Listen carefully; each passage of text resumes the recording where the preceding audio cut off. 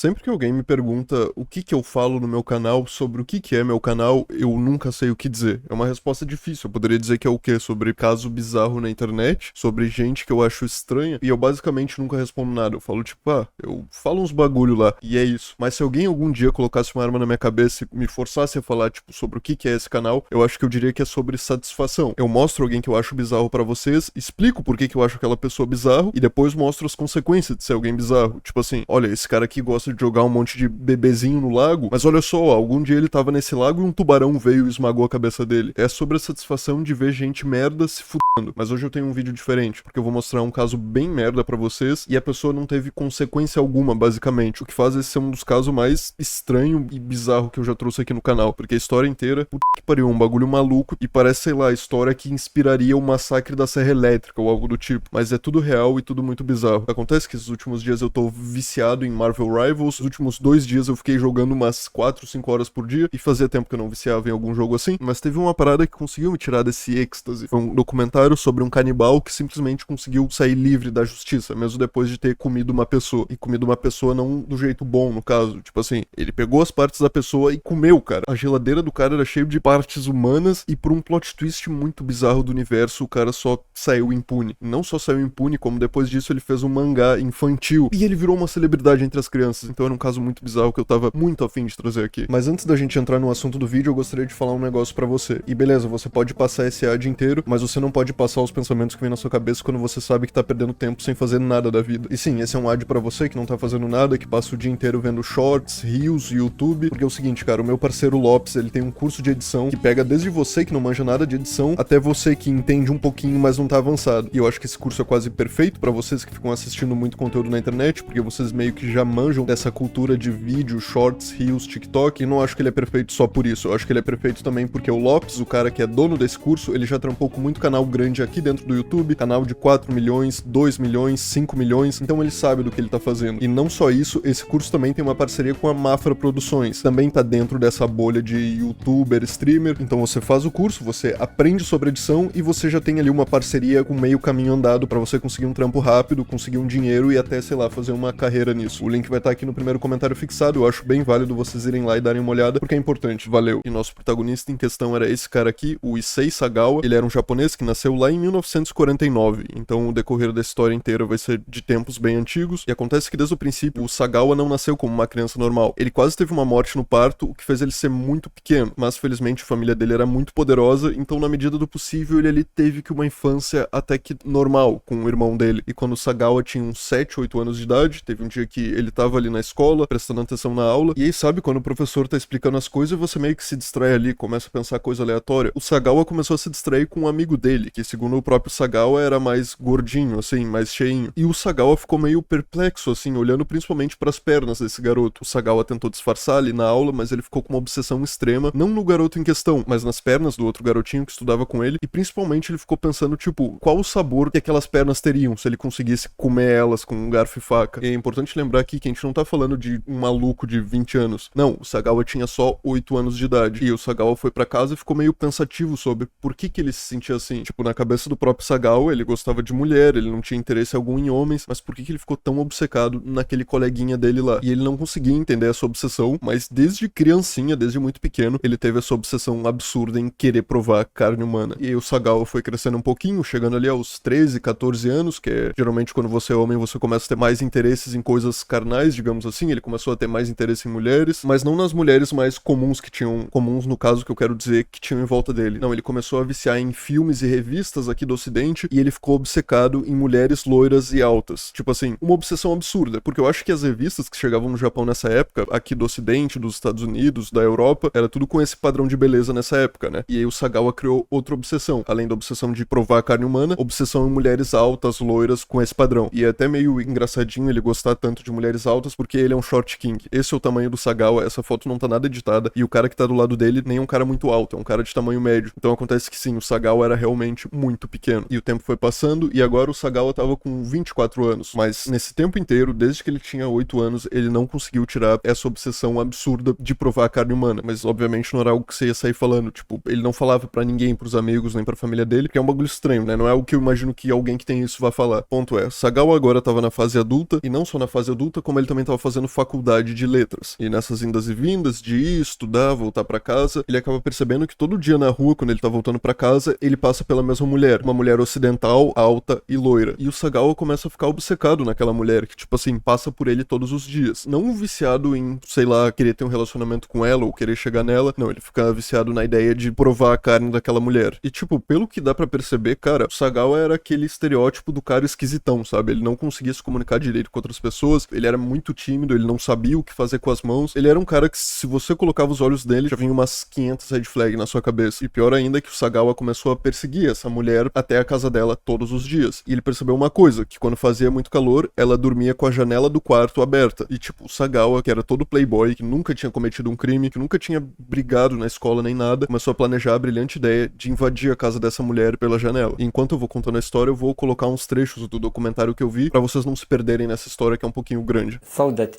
he had to do it one day or another, and he was only waiting for a sign or something that would tell him it's now time to do it.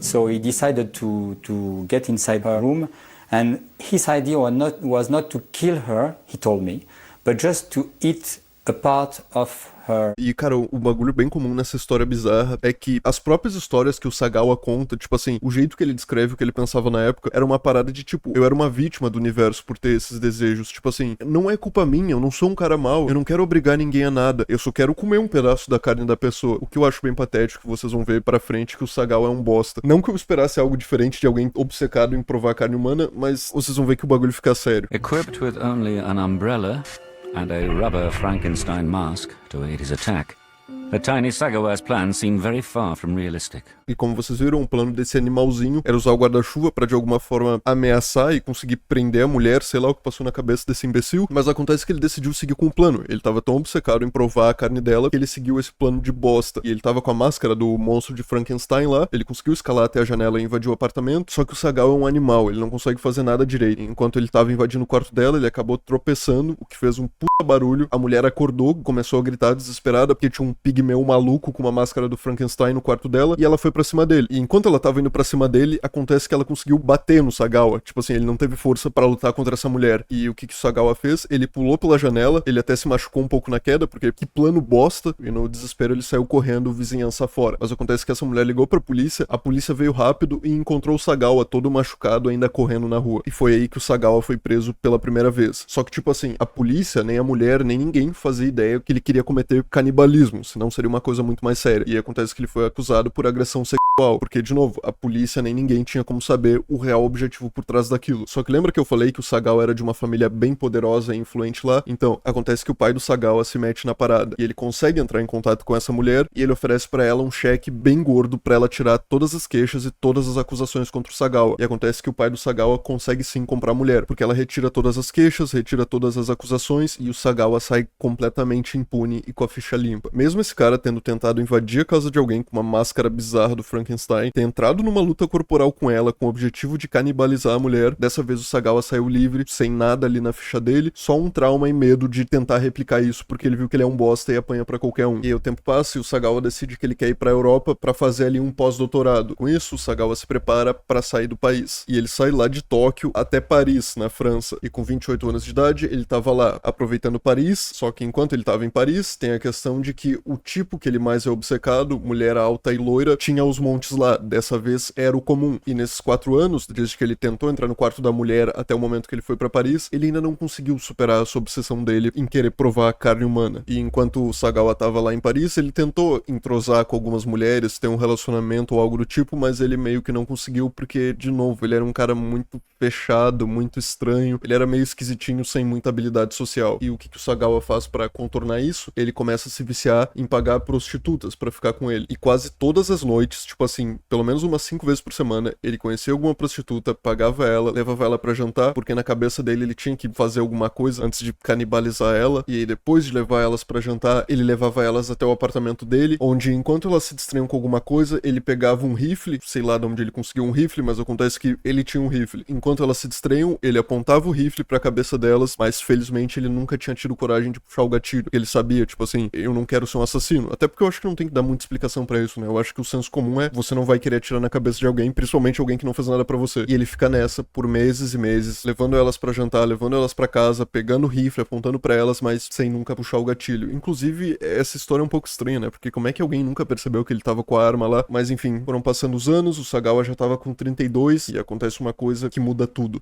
When in 1981 the tall Renée walked into Sagawa's class, she made an instant impression.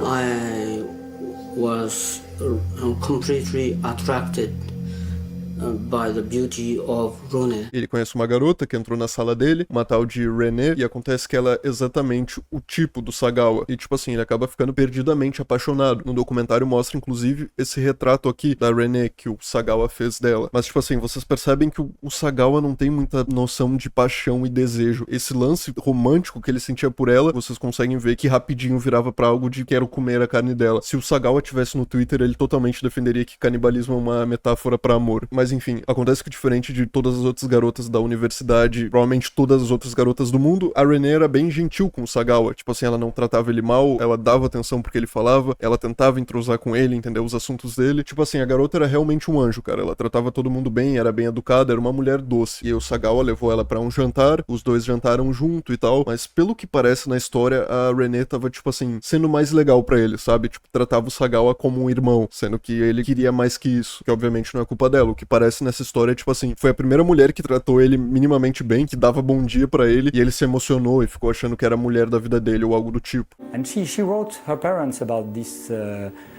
meeting that she has made with him, and she was saying he's very nice, and I had a dinner with him, and I really appreciate him. E em um desses dias o Sagawa convida ela pra ir pra casa dele, pra eles trabalharem lá num projeto junto, e acontece que a Renée vai pro apartamento do Sagawa, e enquanto ela tava focada ali no trabalho deles, de novo o Sagawa pega o rifle, vai pra trás dela, e enquanto ela tá distraída, sem ver, acontece que o Sagawa puxa o gatilho. Só que por um milagre de Deus, a arma teve uma falha na ignição, sabe? Tipo quando a arma...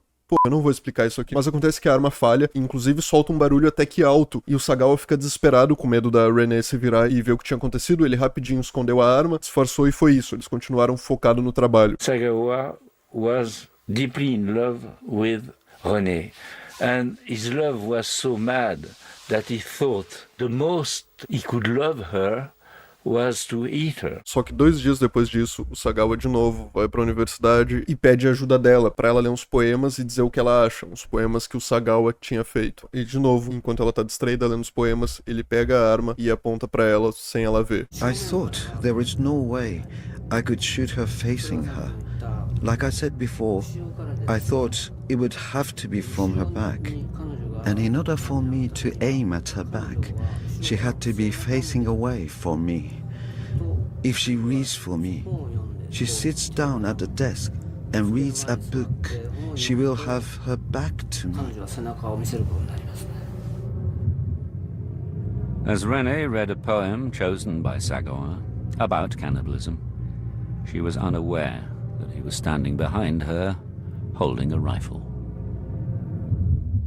E da lógica, acontece que a Renée morre na hora, e o Sagawa, vendo isso, tipo, vendo o que ele finalmente tinha acabado de fazer, ele acaba ficando nervoso, desesperado, tão desesperado que ele acaba desmaiando. E aí quando ele acorda, depois de algumas horas, ele vê o corpo dela lá e pensa, tipo, pô, não acredito que eu fiz isso, mas eu já tô aqui, só resta eu usar a carne dela, certo? I had decided before that the first bite would be the buttocks. Mas esse animal percebe que a vida não é um desenho animado, você não pode só morder a carne dos outros e comer. Então acontece que com uma frieza bizarra ele sai de casa e vai comprar uma faca no açougue, uma faca pra cortar carne. I couldn't reach with my knife, so I ripped out the flesh with my fingers and put it in my mouth. E cara, eu não vou mostrar tudo desse documentário, mas tipo assim, a descrição dele das coisas é extremamente perturbador, cara. O nível de detalhes que ele descreve disso é realmente coisa pesada e chocante. Só que obviamente vai passando os dias e ele não consegue comer todos os pedaços, né? E os vizinhos começam a sentir o cheiro. Tipo, vindo da janela do Sagawa, tava vindo um cheiro bem nojento, bem desagradável. E qual a solução do Sagawa? Se jogar de ponta cabeça do prédio, depois de pensar na merda que ele fez, se entregar pra polícia? Não, ele compra 2 malas e põe as partes que sobraram dela dentro das malas pra jogar jogar em um lago. E aí, tarde da noite, o Sagawa sai de casa, entra no táxi com as 2 malas, com o corpo dela ali, e vai lá pra um parque fora da cidade jogar a mala no lago. Só que esse cara é tão burro que o parque que ele decide ir é um parque bem movimentado. Tinha um monte de pessoas ali que conseguem ver um homem, tipo assim, de meio metro de altura, mal conseguindo carregar 2 malas e jogando tudo no lago. O que acontece? Esse cara é um completo animal. Tipo assim, ele já cometeu um crime bizarro, mas ele vai com as malas e com um monte de gente vendo, ele só joga no lago. Então as pessoas ligaram pra polícia falando, tipo, ó, isso aqui foi um pouco esquisito, eu acho melhor investigar. A polícia vai lá, recupera as malas e aí encontram os restos mortais dela ali. E cara, na época que aconteceu isso lá na França, todo jornal tava falando disso. Tipo assim, caso extremamente bizarro, grotesco e fora do comum. As pessoas não estavam tão acostumadas com esse nível de brutalidade. Agora, a única coisa que a polícia precisava era saber quem que era aquele homem asiático de meio metro de altura que tinha jogado as malas no lago. O que não foi difícil de descobrir, porque, de novo, o Sagawa tem um rosto memorável. Ele é uma pessoa memorável. Ele é muito pequeno. Então, tipo assim, no dia seguinte, a polícia já encontrou ele. E acontece que dessa vez, ele ia se ferrar, porque ele tava em outro país, as pessoas tinham encontrado as malas, tinham encontrado ele, e ele foi preso, levado pra prisão no mesmo dia. E, velho, eu vou mostrar com censura essas imagens, mas, tipo assim, o documentário mostra a geladeira dele, mano, e cheio de carne, cara. É grotesco. Tipo assim, ele fazia uns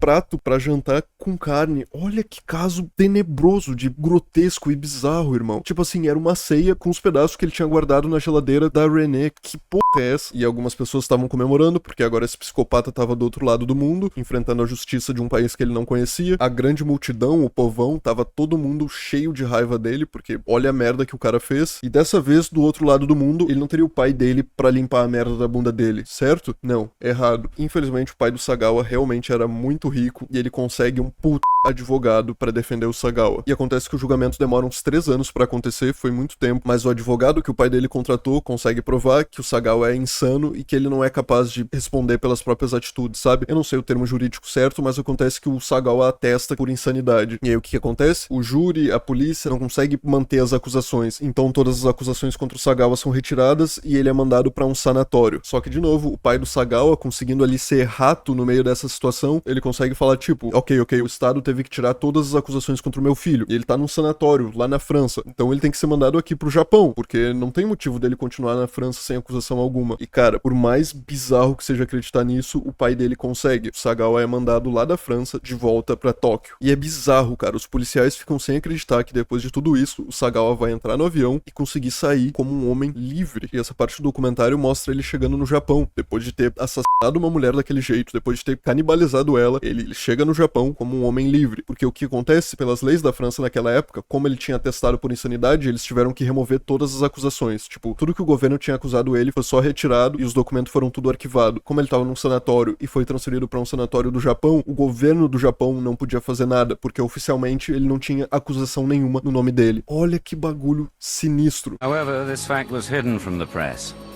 thanks to Sagawa's father's stage management of the event. E além de ter feito todo esse jogo de lei e justiça e questão diplomática entre os dois países, o pai do Sagawa ainda consegue abafar a história inteira embaixo dos panos. Só que ele não conseguiu abafar a história 100%. O Sagawa chegou no Japão e estava tentando conseguir emprego, só que mesmo com faculdade, mesmo com currículo bom, o Sagawa não conseguia emprego em lugar nenhum. Porque eu acho que é normal as empresas não quererem contratar um cara que vai querer comer a carne dos colegas de trabalho. Completamente compreensível. E cara, o Sagawa merece se fuder, mas acontece que um dia, do nada, uma empresa de revista chega no Sagawa, uma empresa que conhece a história dele e oferece muito dinheiro pra ele fazer um artigo pra eles, contando dessa história inteira do canibalismo. E como o Sagawa ganhou muito dinheiro pra essa revista, esse cara pensou, cara, eu tenho faculdade, eu manjo de letras, eu manjo de literatura, por que eu não começo a escrever livros? E o Sagawa começou a escrever livros. Ele escreveu esse aqui que é o mais famoso, uma história de amor e canibalismo. Tem outro livro contando a história de vida dele, tem um mangá para criança desse lance de canibalismo pro Sagawa. Vocês devem estar pensando, tipo, nossa, como é que o Neon conseguiu pesquisar tudo isso? Como? Porque tá na porra da Amazon. Ontem mesmo eu fui na Amazon e tava todos os livros dele lá. E ele virou uma espécie de escritor celebridade na época. Que porra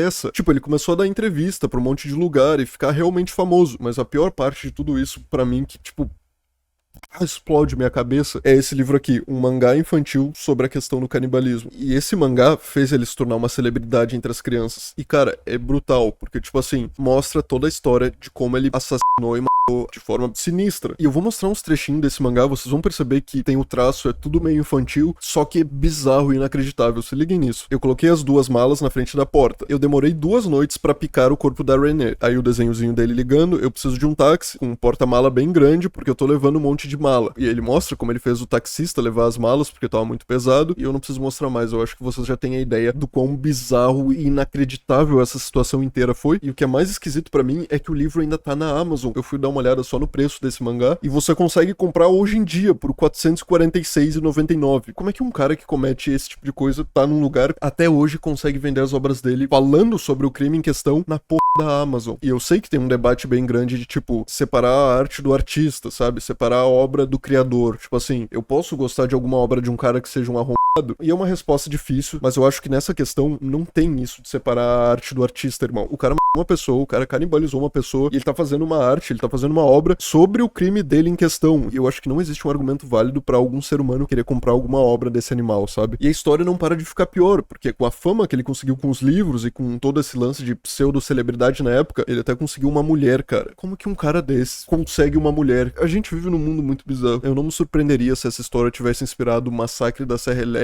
ou alguma obra de terror no futuro, porque que história grotesca. Ele saiu impune, ele nunca pagou pelos crimes dele. A única coisa boa que tem pra tirar dessa história é que uns 2 anos atrás ele morreu, pelo menos isso, mas morreu velho, morreu sem pagar pelos crimes, e eu acho que essa história desse vídeo leva o ranking de história mais cabulosa que eu já vi. Sério, esse lance dele ter viralizado como um bom escritor não entra na minha cabeça. Dá até pra fazer um paralelo com a época que o Pedrinho Matador tava viralizando com live do TikTok. Tenho certeza que se isso tudo tivesse acontecido no século XXI, o Sagawa seria um influencer fazendo live no Instagram e no TikTok falando sobre isso, o que de novo explode minha cabeça, eu não consigo entender, mas o vídeo foi só esse mesmo. Muito obrigado por assistir até aqui, valeu e até o próximo.